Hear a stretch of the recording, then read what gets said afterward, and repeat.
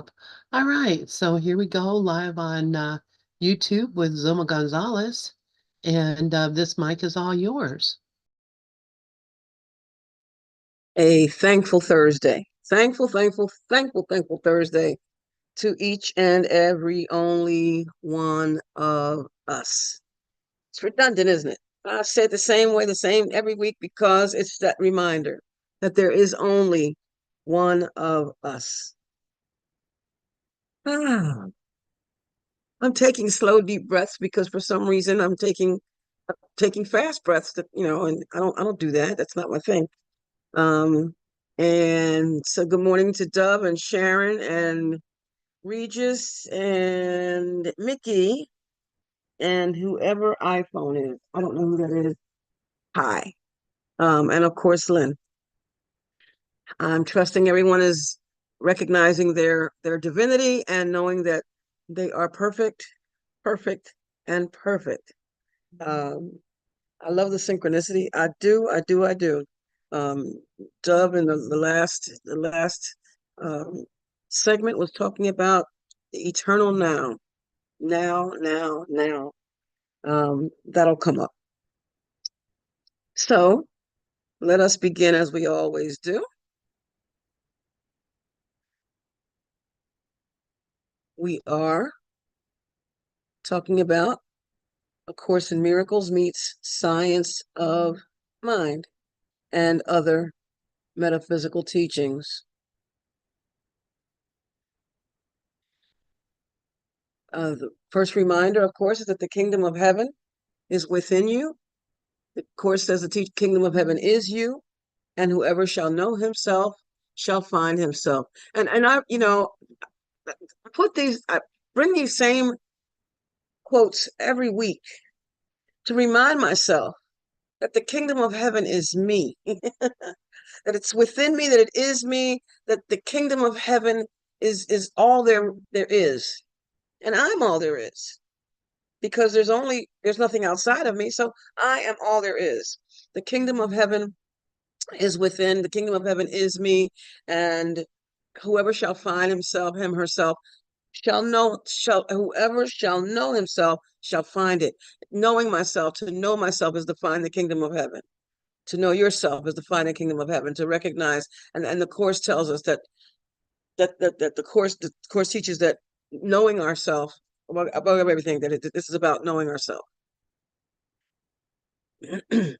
Reminding, of course, everyone to continue to mind your mind, mind your business, mind your business. We'll be going back to the book Change Your Life and Your Mind Will Change Your Mind and Your Life Will Follow by Karen Casey. And I couldn't remember what the other book was that she wrote. She wrote a book, she wrote a 365 on the Course, for living the Course. Just a little 365-day book by Karen Casey on living the Course. And I couldn't remember. This morning I saw it. Oh, I knew something else I had by her. Anyway, Dr. Ernest Holmes reminds us that to learn how to think is to learn how to live. My dear lovable is like right behind me, and I'm sitting on the edge of the sofa because he's taking up a lot of the sofa. To learn how to think is to learn how to live. And he also says that to know is to demonstrate. So if we say we are this, that, or the other, we say we are living this, that, or the other, it's important to show it. Don't talk the talk. Don't just read. Don't just study, but practice. Don't just hang on to theory, but be into the practical. To learn how to think is to learn how to live, and to know is to demonstrate. Reminding, of course, that this is a course in mind training. This is a course in mind training. All these courses, all these metaphysical teachings, the Course and all the other metaphysical teachings are courses in mind training. They are teaching us, well, they're giving us the tools. Nobody's teaching me anything. They're giving us the tools by which we can choose to learn how to train our minds. All learning involves attention and study at some level, but attention is key because you pick up a book and you're reading the words, and then you like, what did I just read? I don't even remember reading any of that. And then you go back and you pay attention to it, and all of a sudden words start to pop off the page. I love when that happens. I love when that happens. An untrained mind, the course reminds us, can accomplish nothing. Willy-nilly, just however the wind blows. I am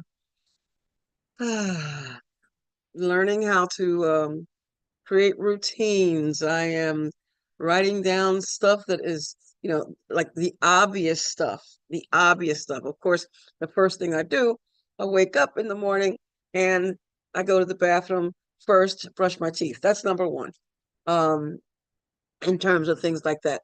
Well, actually, I wake up and then I hit set a timer on my phone to just be there for a few minutes, just to get quiet, just to give whatever happened in here while I was sleeping, either to come to the surface so I can make a note of it. And I do this on the phone, because if I can't count on pencil and paper because it disappears. Um, I'll walk around with it. I'll set it down somewhere and it's gone. Um, um, and then, go to the bathroom, brush my teeth. So I'm actually, from the book Atomic Habits, writing these regular things down to create a routine. Because after I brush my teeth, I think about taking my meds, but my meds are downstairs in the kitchen. But I think about taking my meds, and it reminds me to drink water when I go downstairs, and whatever else, taking care of my grooming and whatnot. And but I'm writing these things down. An untrained mind can accomplish nothing. And the reason why I brought that up is because oftentimes I'll wake up and jump out of bed, run right in the bathroom, go brush my teeth, that kind of thing, not mindlessly, because it's a habit. It's part of a routine that I've created. But in between the waking up and the going to the bathroom, now there's set the timer and just be still. That's big. Only for a few minutes, because if I keep laying down, I'm going to go back to sleep. And even if I sit up, I may go back to sleep. But that's not the point. The point is I'm setting the intention to sit still for a time.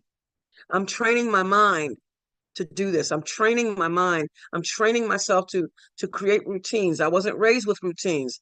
However the wind blows. It's interesting though, because mommy had lots of routines. Mommy, I could tell you how she, patterned a lot of her life, but that's not something that was actually taught to me. And it wasn't that do as I don't do as I do as don't do as I whatever. Um, I wasn't taught to pay attention to that. It was one of those things, she always believed, and it's funny that this came to me the other day. She always believed, oh, when she gets older, she'll just do it, as if it's just stuff that comes automatic. But no.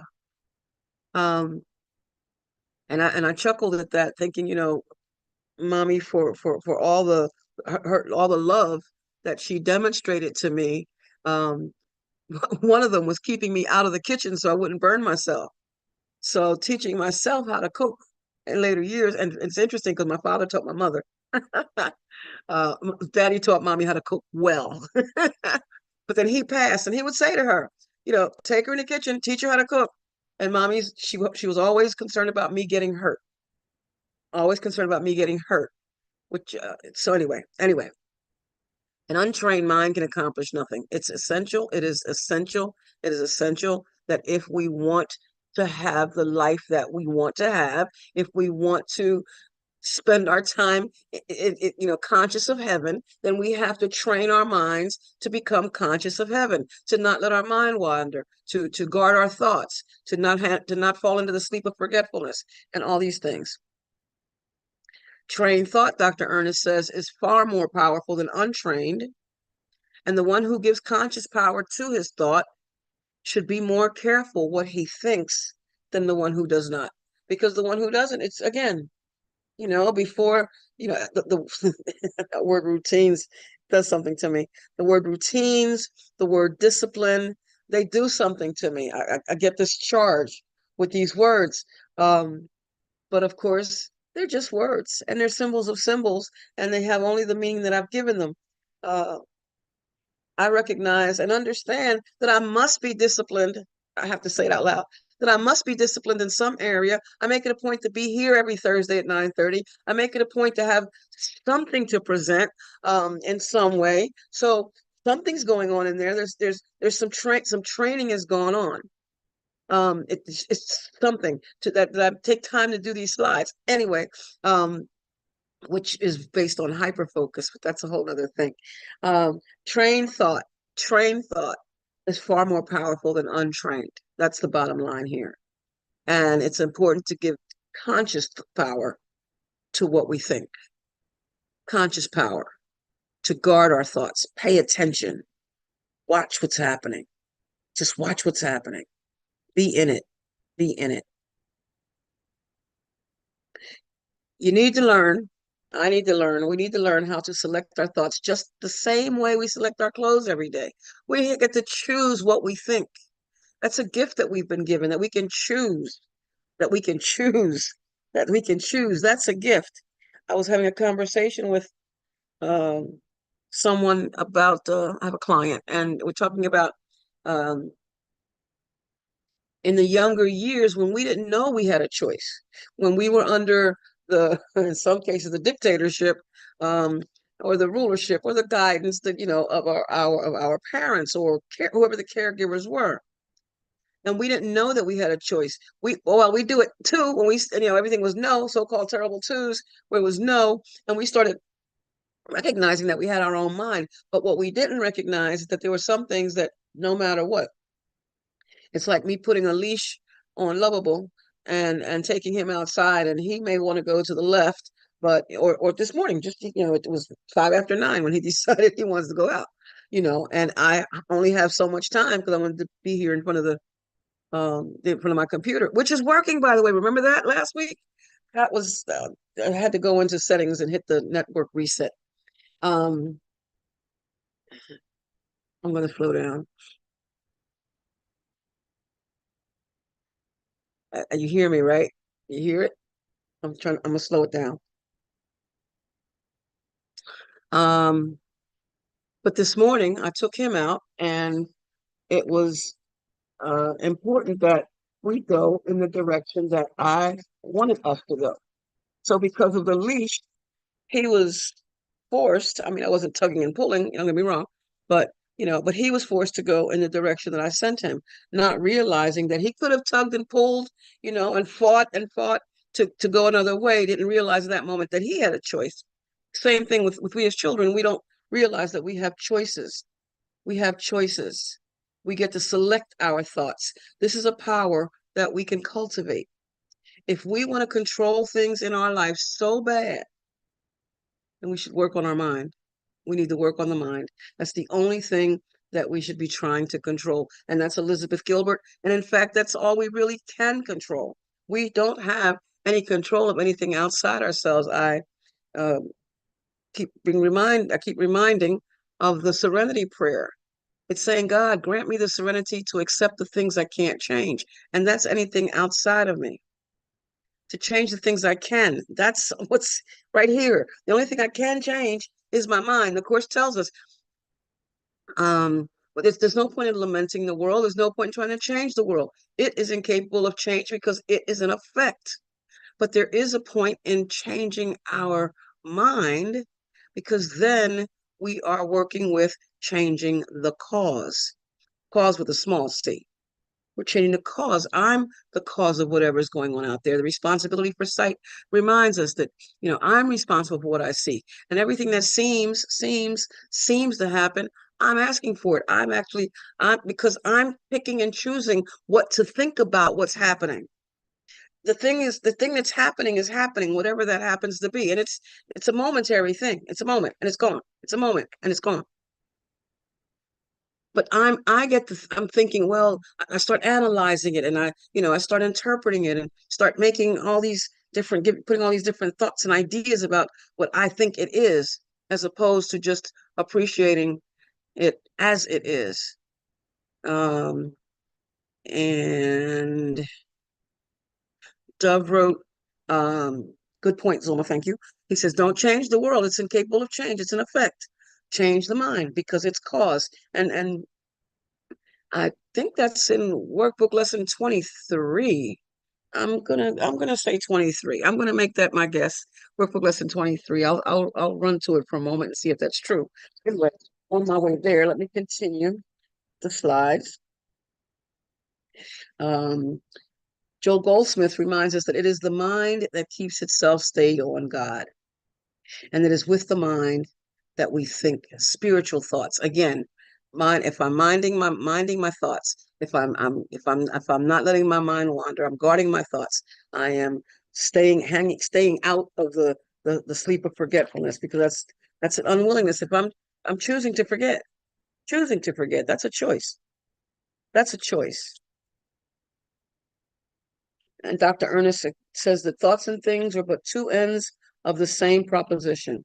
Thoughts and things, the Course tells us in the next or the second, in the last quote on this page, that since it's impossible to stop thinking, we cannot stop creating or making, as the Course would say. Our choice is whether we shall create constructively or make destructively, because what's created constructively is eternal.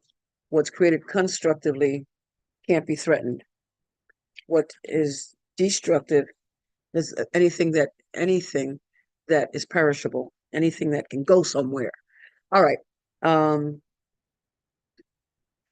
Dr. William Walker Atkinson says that the mental pattern must always precede the mental form. And that's, a thought. Well, here it is. All thinking produces form at some level from the Course. All thinking. Before everything begins as an idea. It's written in the beginning was the Word and all that. It says that the Word was made flesh. Of course, the Word cannot actually be made flesh, but it becomes form. It starts out as a thought, and from that thought, as it starts to gain momentum, as it starts to get conviction, it gets the feeling, and we get that feeling, and from that feeling, like, I can do this, I can create this, I can, or destroy this, according to how, whichever way we're using the power. I can do this. I can do this. And from that comes form. Decide, and then we attempt to do. We we we make it happen, so to speak. And in some of the other metaphysical teachings, it's called manifesting. It's manifesting. And the bottom, I remember being in a shoe store once, years and years ago. Well, shoe repair, when you could find a lot of them. Um, and the gentleman had a, a plaque that said, and in the plaque was somebody kneeling down, looking like they're in prayer, and it said, "If you want your prayers answered, get off your knees and hustle." I can't expect it. I can't expect it to just fall from the sky. It's written, "Ask and you shall receive. Speak and you shall find. Knock and the door will be open." It takes my input, rather than just sit around and say, um, okay, I want the rest of this time that I'm supposed to be here to just I want the slides to turn by themselves. I want everything to just work itself out. Well, again, I am cause. I am cause. And it just can't occur without me. That's just the way it's meant to be. It cannot work without me. I see stuff in the chat. Um, um, oh, I love that. We are a parenthesis in eternity. Yes, we are. We are a parenthesis in eternity. Um, and in chapter 21, section 7, it says, "But what you want to see must be your choice. This is a course in cause and not effect." Absolutely. It's a course in cause, because only cause is real. Effects are temporary. We see it, we smell it, we taste it, we touch it, we hear it. That's all temporary. All of that. It's temporary. Those are the effects. Those are the effects. Cause, I am cause, and nothing. happens without my permission. Nothing. To think that something is going on that I don't want. If I'm aware of it, I brought that to myself. I hear some of the other metaphysical teachings that say, if you spot it, you got it. You spot it, you got it. I'm making my world. I'm making my world. And the motivational speakers say the same thing. They say the same thing. They're talking about the importance of um putting ourselves in the game, having skin in the game, as the expression goes. And Dove wrote, that is from the last unanswered question. Thank you. Are you willing to see what you have denied? For what you have denied is the truth. Yes, yes. And Emma Curtis Hopkins, no, it might have been, yeah, Emma Curtis Hopkins talks about denying the denial of truth. Denying the denial of truth. I'm gonna have to make a note of that to bring up a little more of her work. Denying the denial of truth. And that is we see something. In fact, I was in a ACIM study group on Friday. I have one in-person study group, still just in person one. Um, I keep saying Friday. That's on Monday. On Monday, it used to be Friday. Um, on Monday, and we were talking about, well, yeah, but so and so did such and such, and because of that, I felt, and I started smiling, and of course she looks at me, and she says, "What?" I said, "Well, granted, so and so did something. That was their part. Now you're about to tell me your part. That's two different parts." And and this happens, it comes up every single week, every Monday, this comes up in some way or another. You're doing your part. Somebody did something, okay. If you had not known that they did it, if they did it, in the next room, or said it in the next room, and you didn't know about it, would you have any reaction, any feeling about it? Well, no, because I didn't know. Point taken. It's because you know, or well, or you became aware, because we don't know anything. We never know. We really don't know anything. We think we do. We think we do, and wars and rumors of wars come as a result of it. Um, but it's these very things that we have to pay attention to, the fact that I play a part. I have to pay attention to the fact that I play a part in this. It's not just what you said. It's what I thought. It's not what you said at all. What you said is what you said. And then what? I chose to have a reaction to it. I felt, as the expression goes, I felt some kind of way about it. That's my choice. That's my doing. So anyway, all thinking produces form at some level. And yes, what are you willing? The question, are you willing to see what you have denied? But what you have denied is the truth. And that's from the Course. And again, Emma Curtis Hopkins reminds us that we have to deny the denial of truth, to recognize that what I'm thinking, if it's causing me pain, it's causing me grief, I need to pay it. I need to look at that to recognize, why is that? Um, a double negative, yes, a double negative corrects the negative. I like that. Um, a double negative, and a double negative corrects a negative, because two negatives make a positive. Isn't that right? Two negatives make a positive. That's exactly right. Yep. In math. Yep.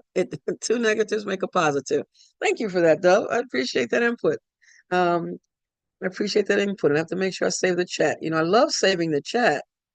I gain so much that way. Hey, save chat. Yeah, there we go. Um, so yeah. So I was smiling listening to the presentation before this one, talking about what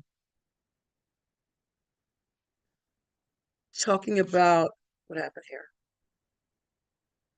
before that. Begin each day. That's now. Begin each day with time devoted to the preparation of your mind. I was just talking about that with these routines and things. Begin each day with time devoted to the preparation of your mind to learn what each idea you will review that day can offer you in freedom and in peace. And out here in the world, and I put that in quotation marks for anybody that's listening that's not seeing that, not seeing this. Out here, um, I'm reading a book where the woman, well, Atomic Habits and some other books. No matter what the books are these days, they say um, at the end of the day, reflect on what occurred that day, how the day went for you, and what you accomplished and what you didn't accomplish, what you wanted to, all that sort of thing, what you wanted to do. And remember that this whole thing for me is about learning how to um, do things differently, which of course comes from learning how to think differently. Um, but to reflect on, the day, to look over what I had on my to-do list, did to do get to done, um, uh, to look at that list and then in the and to think about what I want to do tomorrow. Um, okay, certainly can. I certainly will, Doug. I certainly will. Not a problem. You talking about this slide? I certainly will. I'll have to edit it a little bit because I have another quote on here. Um, but I I, certainly will. I have a question. Where is RL5? What is RL5? That's R4. Oh, review four. Review four. Okay, all right. Got it. Yes, Got review it. four. Yeah, review four. Um, the intro.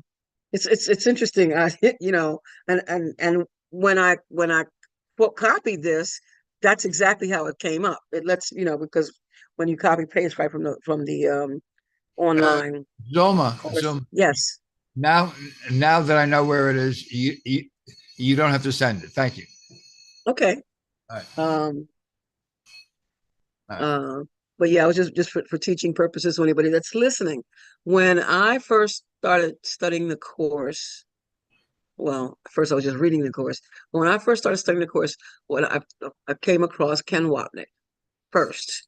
Um, Not right away, but when I did, one of the first things I learned, there's certain things I realized that they have to be a certain way. Ken Wapnick, he showed how it's chapter, section, paragraph, sentence number. T1, chapter 1, text 1, or W1, workbook 1, or M1, manual 1, or C1, clarification 1, S1, song for teachers 1. I mean, song of songs, yeah, song of songs, manual for teachers. So T1, chapter 1, text chapter 1, and then comes the section T1 4. That would be section 4. T1 4 2, paragraph 2. T1421, chapter 1, section 4, paragraph 2, sentence 1. And that's the way I learned it. So when I'm in study groups and they say, "Well, what page is that?" I say, chapter such and such, section such and such. And then they're like, "Yeah, but what page is it?" I said, "I'll tell you what, look at the top of the book. Look at the top, across the top. I mean, a lot of people, one day I knew that the chapter was on the left-hand side, on top of the top left, on your book. The chapter title is at the top of the page. The chapter, I just opened chapter 3, The Innocent Perception. And then on the right-hand page, it tells you what section, the most recent section that was read. It says here, 6, Judgment and the Authority Problem. So chapter 3, section 6 is the Innocent Perception chapter. Section 4, section 6 is Judgment and the Authority Problem. And that's all I give them. They're I learned it that way from Ken Wapnick. That's the way I share it. And there are people who want to, but what page it? Seek and you shall find. And then some of them will come. This is a particular group I participate in. They'll get it, they'll find it, and then they'll call the page out. It's almost like the kid rebelling, which is fine. That's fine, but they learned something. Let's see. And Dove quoted, "I have forgotten what I really am, for I mistook my body for myself." I love this. "Sickness is a defense against the truth, but I am not a body, and my mind cannot attack." I love that. I absolutely love that. I absolutely love that. And we forget. I think that I can say something to you to hurt you, and I can't. I can say something, and what meaning you give it, lesson two, what meaning you give it determines, um, I'm writing, deny. And what meaning I give it determines how I'm going to act, react, feel, think, all that. I'm going to think because first the thought, and it goes from there. Okay. Okay. Continue. From the Bible is written in John chapter 13, section 7, chapter 13, sentence, verse 17. "If you know these things, happy are ye if you do them." We're back to that. We're back to that. If I have an expectancy of perfection, I have to, no. If I want to appreciate the perfection of everything, which is of me, of the oneness, I have to give it some thought. I have to apply my thought to it. If you know these things, happy are ye if you do them. Oh, I can read all day long. I can study all day long. But the workbook says this is about, it's practical. Practice, practice, practice is what will keep me happy. In the moment when something really quote gets under my skin. Now I need to look at that. I need to look at what's going on there. What am I giving meaning to? So I'm not denying the fact that I'm having these feelings, or can't deny that. It's just, in the workbook, in the manual for teachers, it says, don't despair because of your limitations. It's your job to escape them, not to be without them. It's your job to escape them. It doesn't say job. Let me, you know, I get the point across. I don't always quote it verbatim because I don't have to. Um, Once I figured that out, that surely made some things easier. Um, in number 26, in a manual for teachers, can God be directed? Can God be reached directly? Manual for teachers, number 26, in paragraph 4. It says, "Do not despair then because of limitations. It is your function," that's the word. "It is your function to escape from them, but not to be without them. If you would be heard by those who suffer, you must speak their language." That just reminded me of a story, but I'm not even going to go there. If you would be a savior, you must understand what needs to be escaped. I can't, um, I can talk about addiction because I used nicotine. I was a nicotine addict. But I can't talk about any other forms of addiction with any knowledge, with any awareness, real awareness, because I didn't have any other addictions. That was my addiction in terms of a substance. Addiction, I'm addicted to stuff, addicted to shopping. That's another thing. But I can only talk about, if it's what it says, if I'm going to help someone who suffers, I have to be able to speak their language. So I can't talk about other drugs. Didn't have that. I didn't have that issue. But and And the person who tries to tell me that nicotine isn't a drug, well, let's talk about addiction. If you have an issue with addiction, and I did too, and let's see how they match up. The surprise comes to them oftentimes that, oh yeah, oh yeah. Especially if they're still smoking and want to use that as an escape. Anyway, let's continue. Dove was talking about eternity, the eternal noun, and my quote to ponder today is timelessness belongs to God.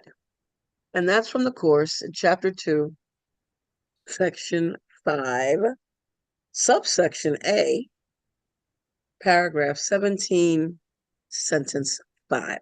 Timelessness belongs to God. Quote by Emmett Fox. Each day is a new life.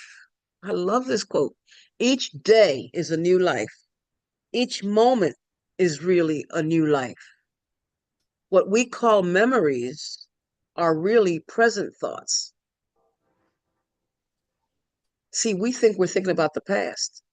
What we call anticipations are really present thoughts. The Course teaches, look at what you're afraid of. Only the anticipation will frighten you.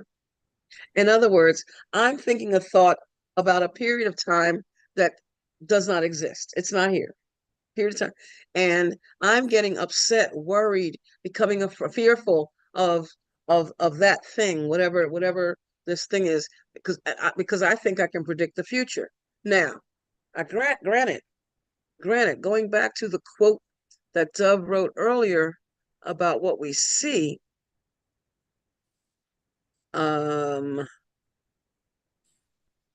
what we see, are you willing to see what you have denied? For what you have denied is the truth. If I'm looking at what's not real, I'm preventing myself from seeing what is, because I can't see two things at once. I can't see two things at once. So Dove went to review 4 and gave us a little more of it.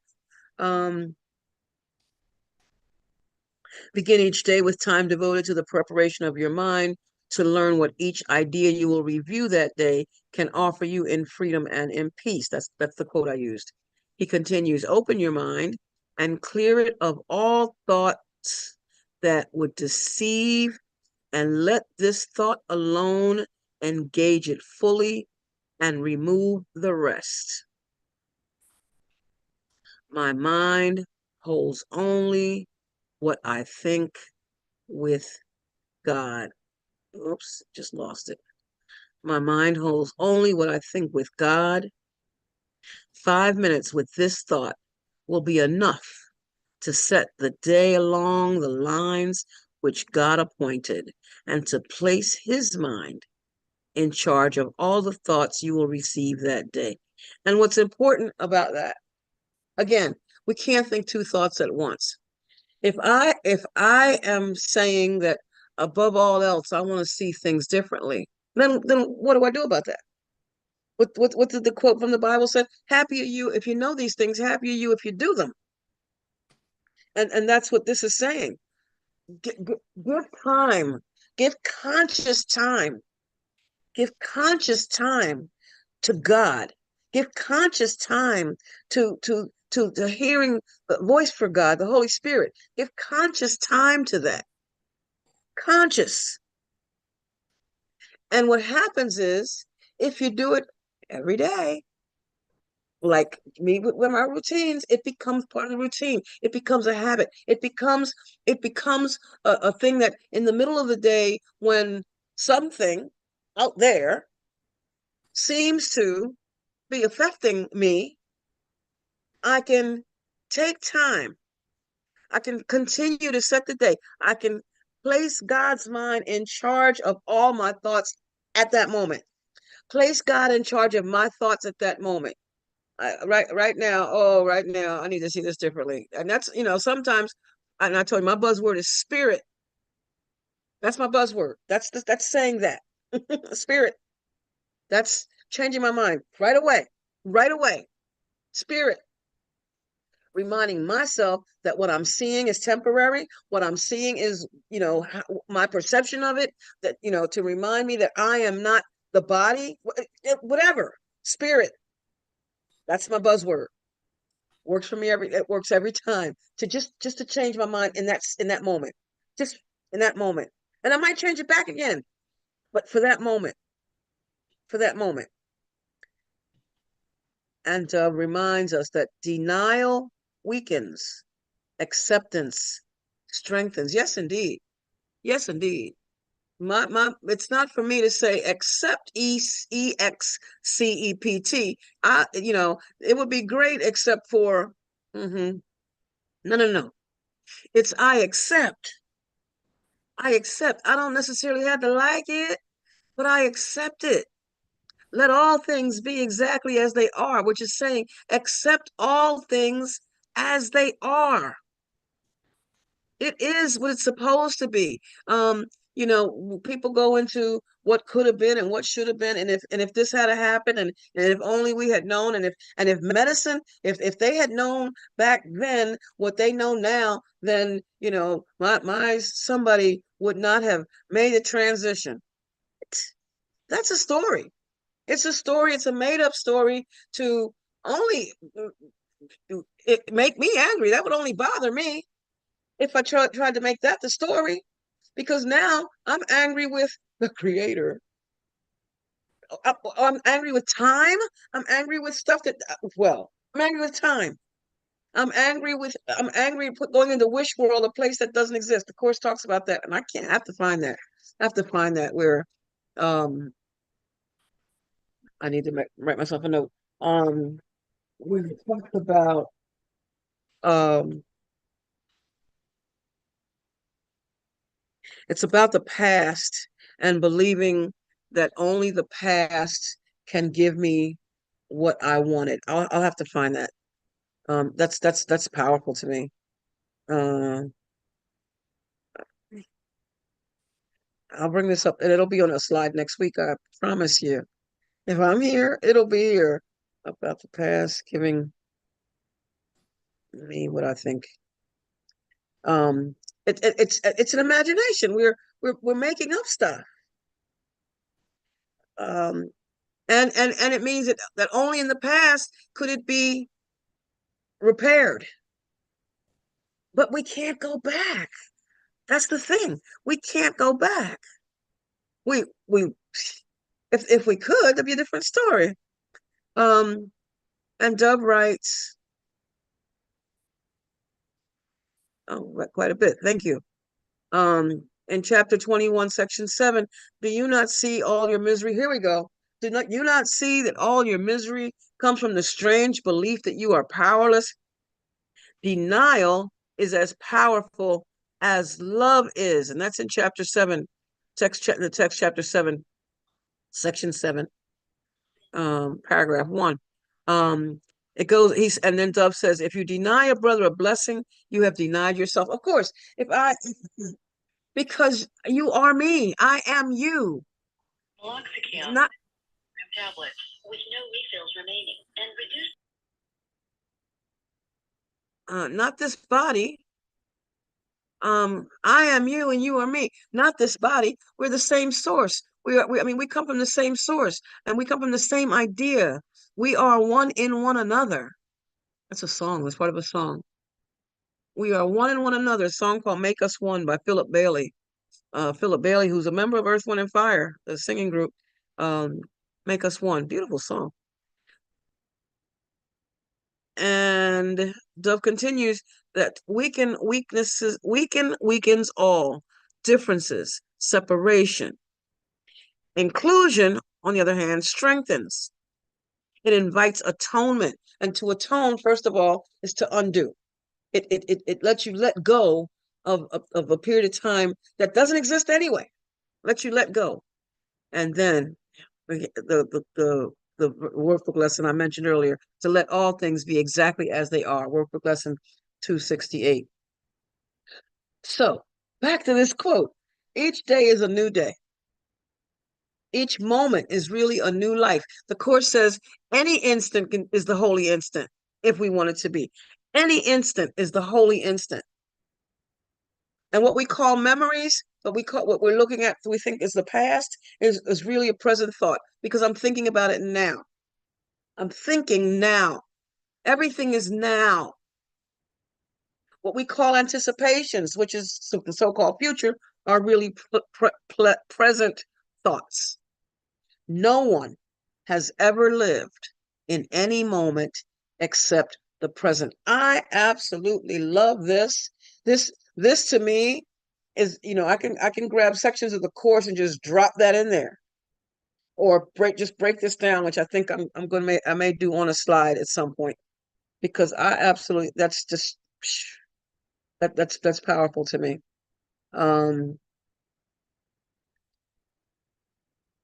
That's very powerful to me.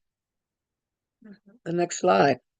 This is from Ernest Holmes, from his book, 365 Days of Living the Science of Mind, 365 Days of Science of Mind, The Wisdom of Science of Mind. And let's just that, 365 days. I believe this was April the 6th, and it was titled Living Today. And I'm smiling again, because that's one of the last things Dove was talking about before he left, before the last session ended. He was talking about the eternal now, which is now. The eternity is now. It's always now. And I laugh, chuckle to myself when people start talking about in the next life, and and what's going to happen, or they get worried about what's going to happen in the next life when I drop this body. Nothing happens. Nothing happens. It just, I'm eternal. I'm not this body. You're not this body. Nothing happens. It just continues. Anyway, Dr. Ernest writes, it is not the particular negative experiences we have gone through in the past that destroy our happiness, but rather our emotional reaction to those experiences carried in the reservoir of memory. Again, Emmett Fox, what we call memory, is just present thoughts. Many people, Dr. Ernest continues, suffer complete defeat without having really been defeated. Ah, ah, ah. You think it, you become it. The Course teaches that every response we make is determined by what we think we are. And if I think I'm defeated, I am. The universe can only, the law of correspondence can only give you what you believe you are, what you believe you deserve. If I don't think I deserve to be treated, whatever, that's all in the tangible, because back to my worth is established by God. Anything I was getting ready to say just then, forget it, because it's meaningless. It really bears has no meaning, bears nothing to what I'm talking about. My worth is established by God. And if I'm remembering that, it's back to what Dove had written as far as the workbook lesson. I mean, in review 4, to give time to God. Give time to just turning it over to God. Get out. Ralph Waldo Emerson says, "Get your bloated nothingness out of the way." Your bloated nothingness, just get it out of the way. All right, let me continue here. So many people suffer complete defeat without having really been defeated. Others succumb the first time anything goes wrong. So if babies, when we were babies, we had chosen to stay on our bottoms the first time we tried to walk, and we fell. Want to hit our little bottom, and we cried. Chances are, depending on what kind of diapers you wore. Now Pampers are so thick, I don't even know if that. Anyhow, uh, we um we fell on our little bottoms, and we cried. And there was something, that's something in us, the God self, the capital S self, at work that led us to get back up, to get back up.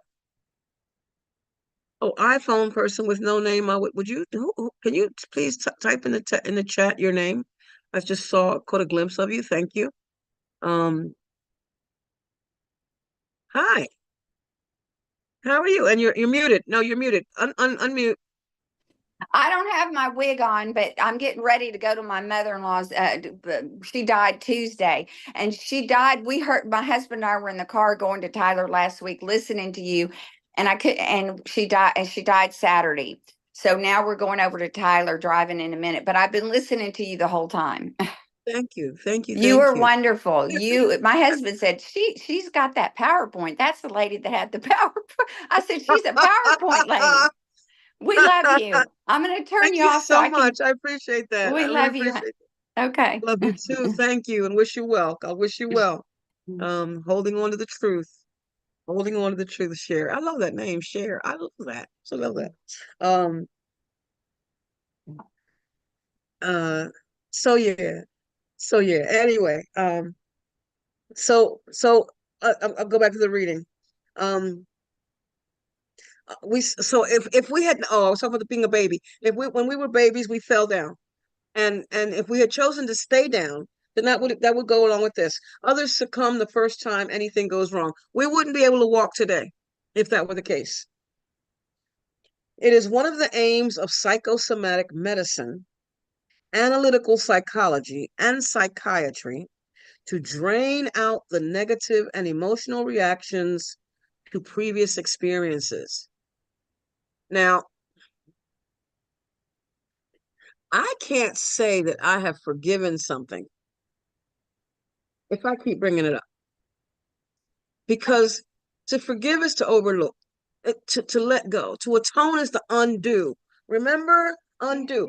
If you're crocheting, I haven't forgiven something. you're crocheting. Cher, would you mute your phone, please? Thank you. Um, if we're crocheting and we a stitch is, and you keep on going, you made a mistake somewhere, and you have no, if you want that, whatever it is that you're making to be uniformal, you have to take out, let's say you had done 18 inches, and somewhere around the 8th inch, you discovered that there was a mistake in your stitch. You have to undo everything from where that was to up to 18. Undo, undo, undo. Now you can't look at it and expect to see 18, row 18. It's not there anymore. Row, that would be that way. It's not there anymore. It'll be there again when repair so that's the whole thing. To undo, my sole responsibility is to accept the atonement for myself, to accept the understanding that I can let go of what's already gone. The Course says that, let go of what's already gone. The past is gone. Let it go. The trash man came, the recycle came up, took the trash, dumped it, it's gone. Let it go. You don't look in the can looking for it to be there. Oh, I didn't mean to throw. Yes, you did. You just didn't realize that you do. It's a lesson. It's a lesson. So trying to go back to these previous experiences over and over again, and I hear a lot of that, and I'm not sure I understand why, but if I claim that I have forgiven something, then I don't need to bring that up over and over and over again. Now, I may use a piece of it as an example to make a point of what's possible, But I'm not going to keep, talking about what, so and so, when I was a child, so and so didn't do this, and that's why. Now, see, now I'm blaming. Now I'm blaming. Um, Draining out these negative and emotional reactions to previous experiences. I'm going to keep on reading because that can go in a direction all by itself, all by itself. But if I claim that I have forgiven something, then I need to stop. I need to let it go. I need to let it go. It's gone. Stop bringing it up over and over and over and over again, and claiming, oh yeah, well I forgave it, but but it still hurts. Oh, I forgave it, but nuh-uh, nuh-uh. Nothing outside of me can hurt me. So, and whatever happens outside of me, it has nothing to do with me. It's my own thoughts. It's my own feelings that are leading me to behave in such a way. I keep talking about it and talking about it and talking about it. Let it go. It is, if you claim that you have forgiven it, then let it go. Let it go. Let it go. Write it down and burn it. If you claim it's gone, let it go. There is just as real an infection of the mind as there is of any part of our physical body. This is Dr. Ernest Holmes. This was written in I don't know exactly when this book came out. I know his definitive edition came out in 1938, and this came out shortly after, I'm sure. So it's one of the aims of psychosomatic medicine, analytic psychology, and psychiatry to drain out the negative and emotional reactions to previous experiences. There is just as real an infection of the mind as there is of any other part of the body, of our physical body.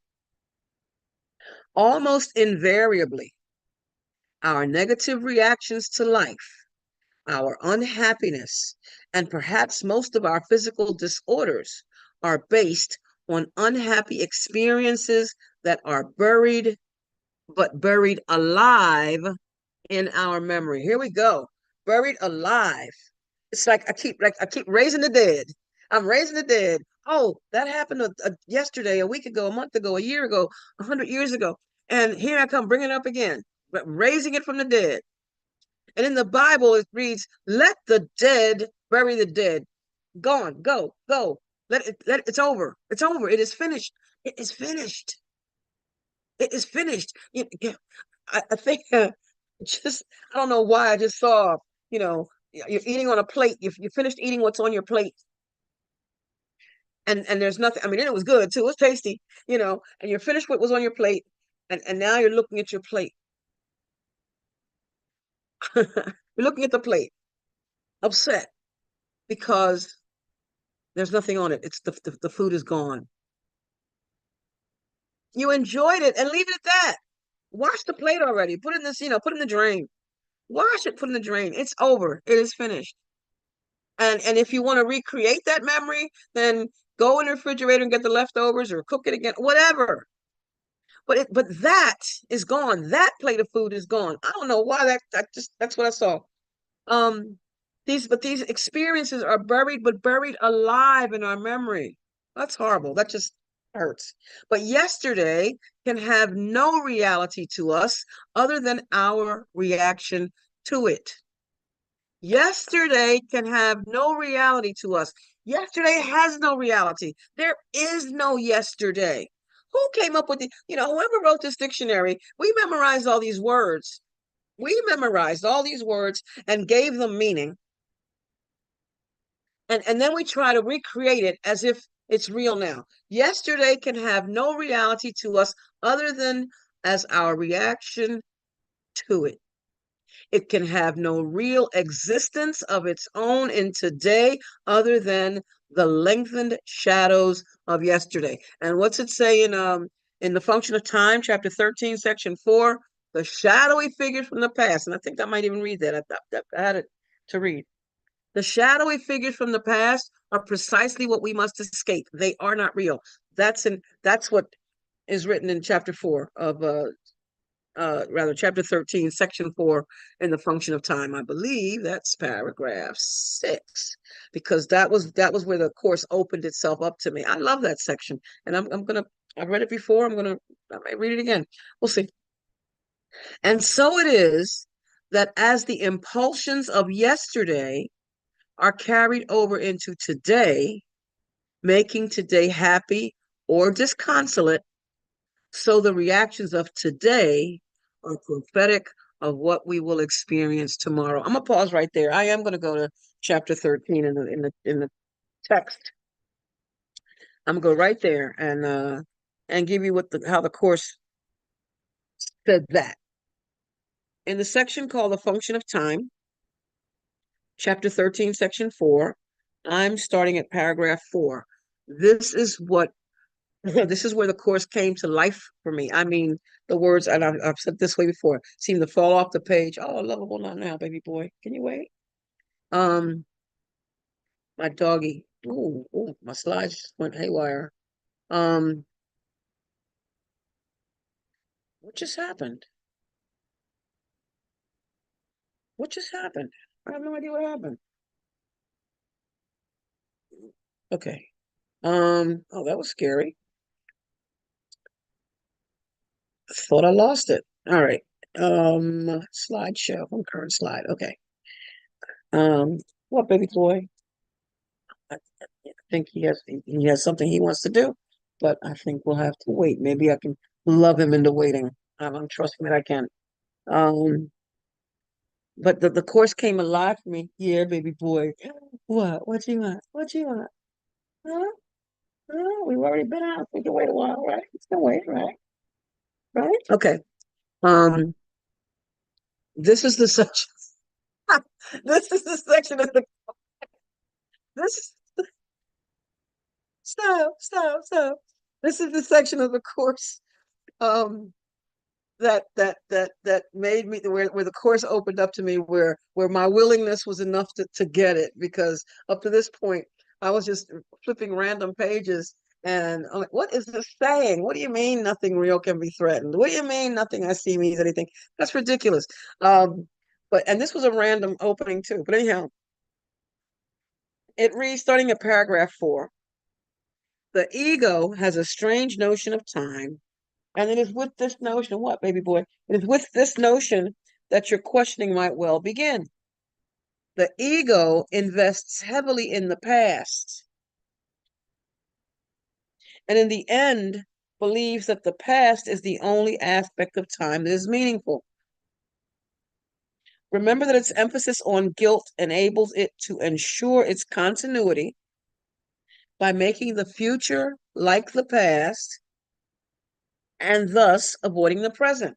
Making the future like the past and avoiding the present. Basically, that's saying the way it was yesterday is the way it's going to be today, is the way it's going to be tomorrow. I was in misery yesterday. Therefore, I'm going to be in misery today. And of course, then, I'm going to be in misery tomorrow. Thomas Troward wrote that principle is not bound by precedent, which means that the truth, which is always now, is not bound by anything that came before. The truth is like that lighthouse. The ships keep passing and going this way and that, but that lighthouse it's always right there. It's firm. Principle is not bound by precedent. But this is talking about the ego, the way the ego thinks. Its emphasis on guilt enables it to continue enables it to ensure its continuity by making the future like the past and thus avoiding the present. You know what? I can put this on the screen, I think. Let's see. Can I? Tell me, please.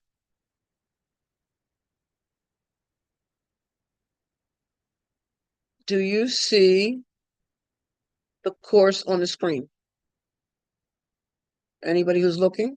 Somebody help me here? Yes, we Yes? do. We see Perfect. it. Perfect. Okay. So The ego has a strange notion of time, and it is with this notion that your questioning might well begin. The ego invests heavily in the past, and in the end believes that the past is the only aspect of time that is meaningful. Remember that its emphasis on guilt enables it to ensure its continuity by making the future like the past, and thus avoiding the present. In other words, there is no now to the ego thought system. It's that decision, the ego, that decision. Not now, lovable. Wait, wait, wait, wait. By the notion, he's insistent. By the notion of paying for the past in the future. I mean,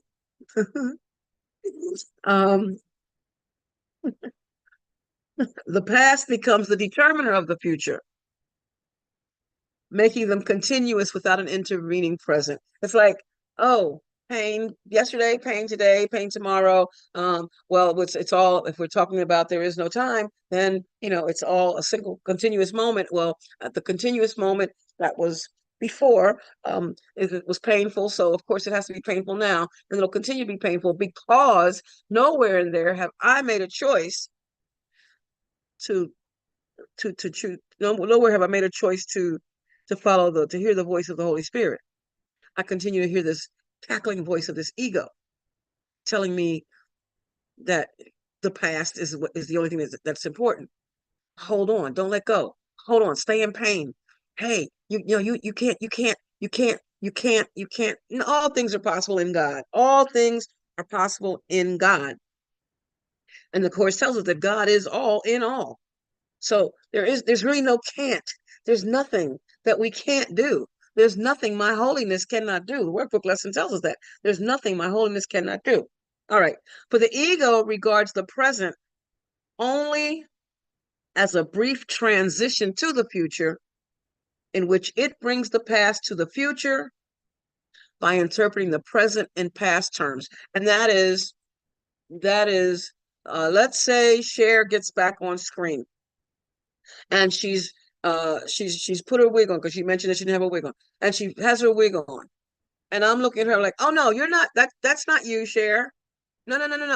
The way so basically I'm holding on to an image and saying that's it's supposed to be that way.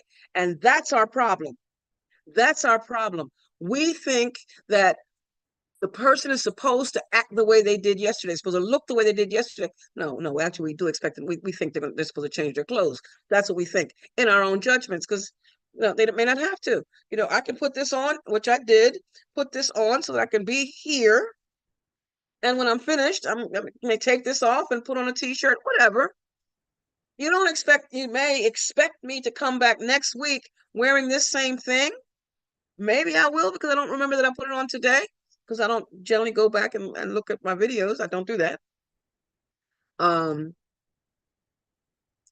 But we think that something is supposed to be the way it was. In fact, we think it's supposed to be the way we want it to be, that it's supposed to be that way.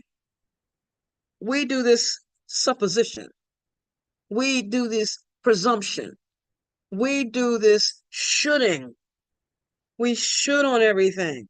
It should be this way. No. You can't. No. The ego regards the present only as a brief transition to the future, in which it brings the past to the future by interpreting the present in past terms. Now has no meaning to the ego. The present merely reminds it of past hurts. The present merely reminds it of past hurts. I know someone who, well, I'm not even going to bother with that. And it reacts to the present as if it were the past. Yeah, I'm going to bring it up. This individual who talks about how people in the past have treated her, and how she doesn't have this, and she doesn't have that, and she doesn't have the other, and she's making herself miserable. she says, anybody with common sense would know that nobody makes himself miserable on purpose. Yeah, we do. Yeah, we do. Common sense is not always common practice. Let me say that. um, uh, and while she's focusing on what used to be and what she doesn't have, she's not appreciating what she does have. She's not appreciating now and making herself feel bad and worse, bad and worse, bad and worse. Oh, there's coffee that just came on the screen. Thank you, coffee. Thank you for the coffee. Um, I'm just learning to take little sips of coffee again. Um, not necessarily my best interest. The ego cannot tolerate release from the past. And although the past is over, the ego tries to preserve its image by responding as if it were present. That is, so yesterday we had a disagreement, you and I. And today I see you're approaching, and you may be thinking about talking to me about what happened yesterday, and so that we can resolve it. But no, I'm still holding on to what you said and what you didn't say, and the fact that you got loud with me and this, that, and the other. And I'm seeing you from yesterday. I'm seeing you from yesterday's perspective rather than seeing you as you are now. The ego cannot tolerate release from the past, and although the past is over, the ego tries to preserve its image by responding as if it were present. So here I come, start yelling at you again, which of course may send you into that same tailspin, calls for love on both our parts. You may have been prepared to extend, and I wasn't prepared for that. So, and I'm still putting it out, calling for love, still, talking with my pain, with my fear, with whatever anger, whatever energy of fear I'm using. The ego dictates your reactions to those you meet in the present from a past reference point, obscuring their present reality. In effect, if you follow the ego's dictates,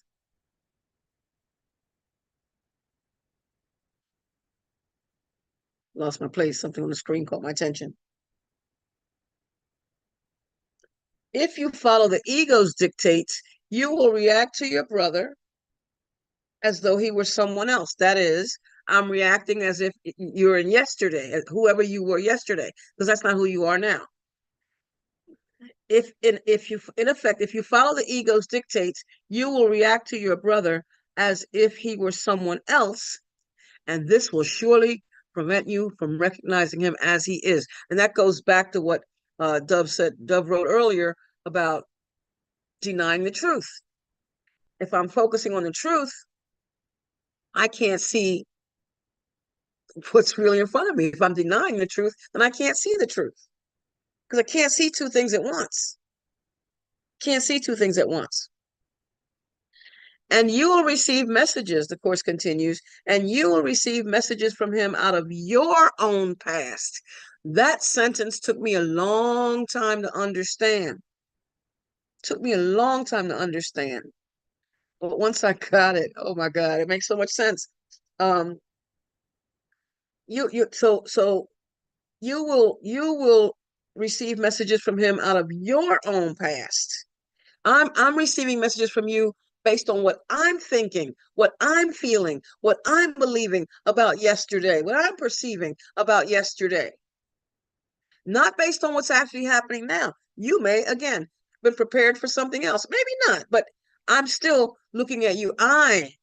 Through these eyes, not vision, through these eyes, I'm seeing your body, your guilty body, from yesterday's perspective. Seeing you as though you're someone else. And this surely prevents me from recognizing you as you are. It prevents me from recognizing you as you are.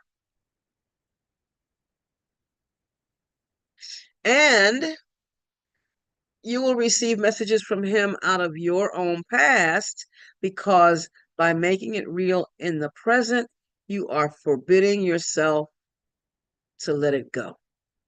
I'm holding on. I'm holding on. I'm holding on. I don't care what you say today. I don't care that you came up to me and apologized. That doesn't change anything. I'm still, but you said it yesterday. You shouldn't have said that. That goes back to that, what I was talking about, thinking that that you have to go in the past to get the salvation, to get free. You think you have to go back in the past. You thus deny yourself the message of release that every brother offers you now. Now. We're talking about living today. We're talking about this moment. Every moment is a now moment. If I'm attempting to hold on to something that's no longer real, that's the thing. I'm attempting to hold on to something that's not even there, trying to grasp at something. I asked the question, you say you're holding a grudge? Well, show it to me. Can you show me that grudge? Let me see. Let me see. Oh, you can't show it to me? Guess what? It's not there. I'm choosing to have a grievance. I'm choosing to be in grief. Wow. This whole thing with words, we don't, grievance. It's to be in grief. I'm choosing to be in grief because of something from a period of time that's no longer here. I'm still making stuff up. I'm creating a story. Oh, and in my head, let's not talk about the argument I had with you after the argument. Let's not talk about what I should have said to you and what you shouldn't have said to me, and how I'll never forgive you and all that because you're guilty. All that. You thus deny yourself the message of release because I'm putting myself in bondage here that every brother offers you now. I can let go. What would say? Let you off the hook. Let you off that hook, that bloody hook. It's like that cross. Let you off that bloody hook. Thus letting myself off that bloody hook. I can't hold you prisoner unless I stay there at the prison with you. I have to be there. And here comes the paragraph I was talking about. The shadowy figures. Oh, it's not going anywhere. There we go. Oh. The shadowy figures from the past are precisely what you must escape. They are not real. I repeat, the shadowy figures from the past are precisely what you must escape. The belief that who you were yesterday is who you are today. The belief that you caused me pain, that you said something that caused me pain yesterday, and I'm still in pain today because of what you said, what you did, how you acted because of that situation. Because the shadowy figures from the past are precisely what you must escape. Let it go, let it go, let it go. They are not real and have no hold over you unless you bring them with you. Was it Eleanor Roosevelt says nobody can walk on you unless you lay down? You can't be a doormat unless you lay down. I think that was her. Something like that. No one can do anything to you without your permission. They, that is, these shadowy figures, they carry the spots of pain in your mind, directing you to attack in the present in retaliation for a past that is no more. So here you come walking up on me to, and you have an intention to say, I don't know what you're going to say. Maybe you were planning to, maybe you saw, you looked at what happened yesterday and looked at your part in it and thought, having this relationship, having this friendship, having this loving relationship means more than this disagreement, than holding on to the past and holding on to this thing. And perhaps you were coming to just talk about this, not about who was right and who was wrong. There's no right or wrong here. We both flew off the handle, so to speak.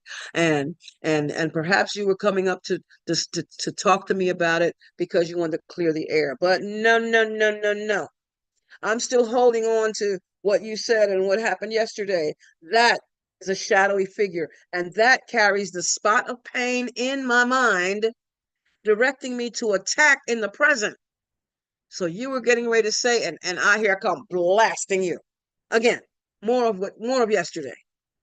In retaliation for a past that is no more. I'm treating you today as if it was still yesterday. Remember, the ego wants to cut the continuity, bringing the past into the present and taking it to the future. This decision is one of future pain. Basically, if I'm choosing to bring what was into what is, and what was bothering me, and I'm bringing that into what is, I think it's not going to change. Now I'm going to take it into the future. This decision is one of future pain. Unless you learn, all mind training requires learning and study. Learning and study. Learning and study. Unless you learn that past pain is an illusion, I am making the whole thing up. I am letting myself feel yesterday. I can't feel yesterday. It's gone already. Let the past go, for it is gone. Stop talking about it already. Stop it. You're only hurting yourself over and over and over again. It's not serving as an example when you come bringing these martyr stories. I'll say It doesn't serve as an example if I keep bringing these martyr stories, not the same stories over and over and over again. But clearly, I'm still hooked. There's something right there. I'm hooked into that thing because I haven't decided to let it go. It's like my puppy with his leash. If we'll be tethered unless I let it go. He wants to maybe run through the house and here I am, right there, thinking that he's the reason why I'm, running, being pulled. I'm being pulled because I have not made the decision to unhook the doggone leash. Unless you learn that past pain is an illusion. It's worth writing that alone. Past pain is an illusion. Past pain is an illusion. Meditate on that one. Past pain is an illusion. There's no such thing as past pain. There's no such thing as the past. There's no such thing as past pain. I'll talk about the great fall I had back in 2018 when I tore the quadricep in my right thigh and the retinacular, that's the part that holds the kneecap. And I've talked about that.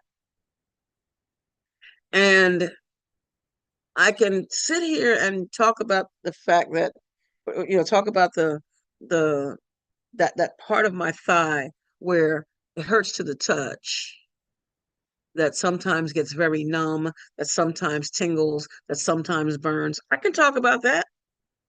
I can talk about that every day, and I'm gonna make it happen even more and more and more. I'm good because that becomes my focal point. I feed it. The Bible says the fire that gets no wood won't burn. Fire that gets no wood won't burn. If you stop throwing wood on it, dog on it, it'll go out. Oh, there's my friend Karen. Hey, my Karen. Um, the fire that gets no wood won't burn. So I can talk about that, or I can talk about the fact that I can run again, that I can walk again, that I don't have to, that I don't have have to have that brace on my leg to keep me steady. I can talk about that.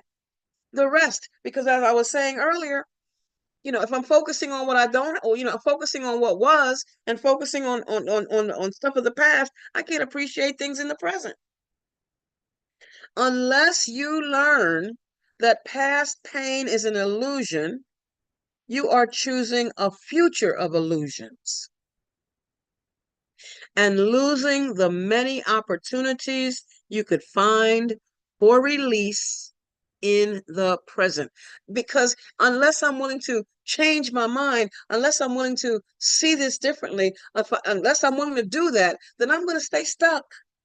I'm going to stay stuck back there in pain for something that no longer exists. It no longer is.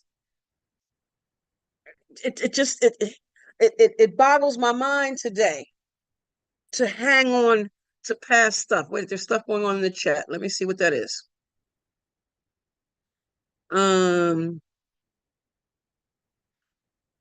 Let's see. Yes, going back. Dove wrote, if God is real, there is no pain. Workbook lesson 190. Yes. Yes, Sharon. Pain is from the past. It's not real today, which is why I say I need to stop I need to stop adding fuel to that. I keep putting more wood on that fire, bringing it up over and over and over again. I'm not letting it go. I can't say that I really forgave it if I keep talking about the same thing over and over again. It makes no sense. Phil wrote, past pain is same as present pain. Yes. I must believe in the lie, Belie. I must believe I am a body. I am not a body. I am free, for I am still as God created me. Workbook lesson 23.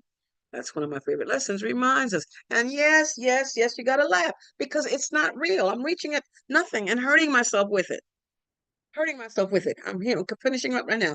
Unless you learn that past pain is an illusion, you are creating a future of illusions and losing the many opportunities you could find for release in the present. Right now, I can let go. Right now, the ego would preserve your nightmares and prevent you from awakening and understanding they are past. That section I just read was what brought the beginning of my new life to life. It was the beginning of seeing things differently. It was the beginning of recognizing that I had been shooting on my mother, and it was keeping me from seeing her for the person that she actually was at that time. I was seeing her from a past perspective, from when I was 5, from when I was 10, from when I was 12, from when I was 15, from when I was 25, from all these times, these pockets of time that the ego kept analyzing and saying that something was wrong. Nothing was wrong.